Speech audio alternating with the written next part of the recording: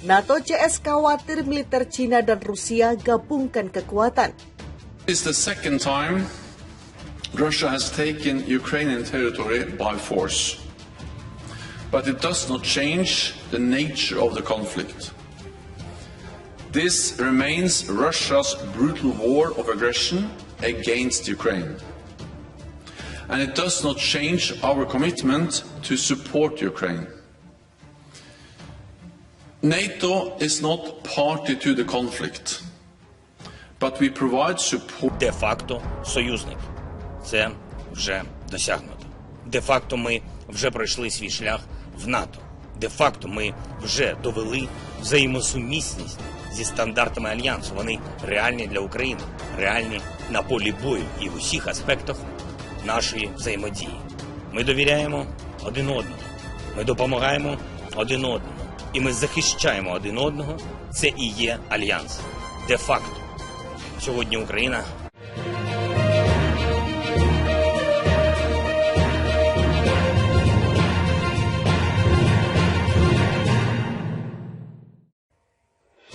Menteri Luar Negeri Amerika Serikat Antony Blinken menyebut sekutu NATO prihatin dengan pengembangan militer China yang cepat dan tak transparan serta kerjasamanya dengan Rusia. Ia juga membahas cara-cara konkret untuk mengatasi tantangan yang ditimbulkan oleh Beijing. Anggota aliansi kami tetap prihatin dengan kebijakan pemaksaan RRC, Republik Rakyat Cina, dengan penggunaan disinformasi, dengan pembangunan militernya yang cepat dan tidak transparan, termasuk kerjasamanya dengan Rusia, kata Blinken dalam konferensi pers dikutip Reuters Kamis 1 Desember 2022.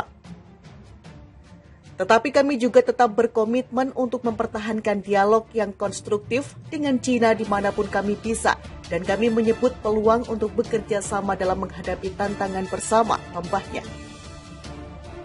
Dan kami menyambut peluang untuk bekerja sama dalam menghadapi tantangan bersama, tambahnya. Pernyataan Blinken muncul setelah Moskow mengatakan pesawat tempur strategis Rusia dan China, termasuk pesawat pengebom jarak jauh Tupolev 95B, melakukan patroli bersama di atas Laut Jepang dan Laut Cina Timur.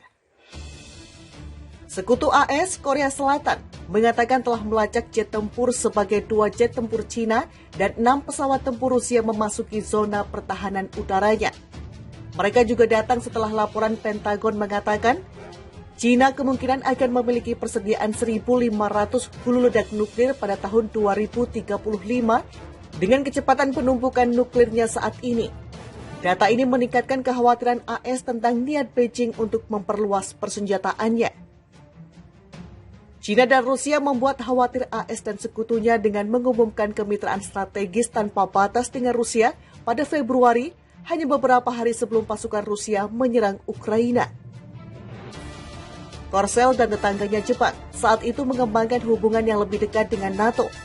Menghadiri KTT NATO Juni sebagai pengamat dan perusahaan Korsel mengirim persenjataan ke tetangga Rusia dan anggota NATO Polandia tahun ini.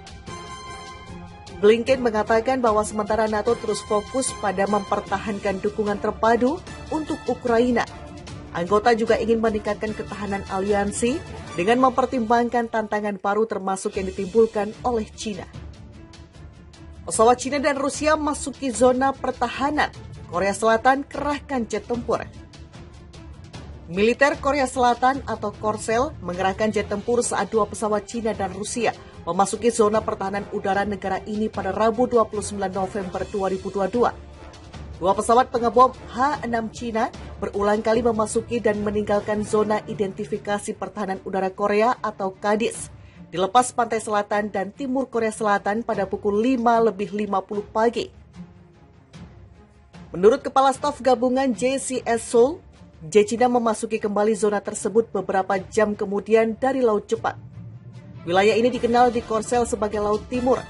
Pesawat tempur Cina itu datang bersama dengan Rusia, termasuk pembom Tu-95 dan jet tempur Su-35. Pesawat-pesawat itu berada di zona pertahanan udara selama 18 menit. Militer kami mengirim jet tempur Angkatan Udara menjelang masuknya pesawat Cina dan Rusia ke KADIS untuk menerapkan langkah-langkah taktis dalam persiapan menghadapi potensi kontingensi, kata JCS dalam sebuah pernyataan. Menurut JCS, pesawat-pesawat itu tidak melanggar wilayah udara Korea Selatan. Zona pertahanan udara adalah area di mana pesawat asing mengambil langkah khusus untuk mengidentifikasi diri. Tidak seperti wilayah udara suatu negara, tidak ada aturan internasional yang mengatur zona pertahanan udara. Moskow tidak mengakui zona pertahanan udara Korea. Beijing mengatakan zona itu bukan wilayah udara teritorial dan semua negara harus menikmati kebebasan bergerak di sana. Pasukan bela diri udara Jepang juga mengerahkan jet tempur setelah pembom Cina terbang dari Laut Cina Timur ke Laut Jepang. Cina bergabung dengan 2 pesawat tak berawak Rusia, menurut Kementerian Pertahanan Tokyo kemudian dalam siaran pers. Cina dan Rusia sebelumnya mengatakan pesawat tempur mereka melakukan latihan bersama secara rutin. Pada Agustus, JCS melaporkan pesawat tempur Rusia memasuki Kadis, 3 bulan setelah pesawat Cina dan Rusia melakukan serangan pada Mei. Insiden itu adalah pertama kalinya setelah Presiden Korea Selatan Yoon Suk Yeol menjabat. Pada 2019, pesawat tempur Korea Selatan melepaskan ratusan tembakan peringatan ke arah pesawat militer Rusia ketika mereka memasuki Kadis selama patroli udara bersama dengan Cina. Menteri Luar Negeri Amerika Serikat Antony Blinken menyebut sekutu NATO prihatin dengan pengembangan militer Cina yang cepat dan tak transparan serta kerjasamanya dengan Rusia. Ia juga membahas cara-cara konkret untuk mengatasi tantangan yang ditimbulkan oleh Beijing. Anggota aliansi kami tetap prihatin dengan kebijakan pemaksaan RRC, Republik Rakyat Cina, dengan penggunaan disinformasi, dengan pembangunan militernya yang cepat dan tidak transparan, termasuk kerjasamanya dengan Rusia, kata Blinken dalam konferensi pers dikutip Reuters Kamis 1 Desember 2022. Tetapi kami juga tetap berkomitmen untuk mempertahankan dialog yang konstruktif dengan Cina dimanapun kami bisa, dan kami menyebut peluang untuk bekerja sama dalam menghadapi tantangan bersama, tambahnya.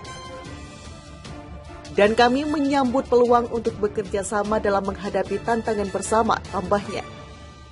Pernyataan Blinken muncul setelah Moskow mengatakan pesawat tempur strategis Rusia dan Cina, termasuk pesawat pengebom jarak jauh Tupolev 95B, melakukan patroli bersama di atas Laut Jepang dan Laut Cina Timur.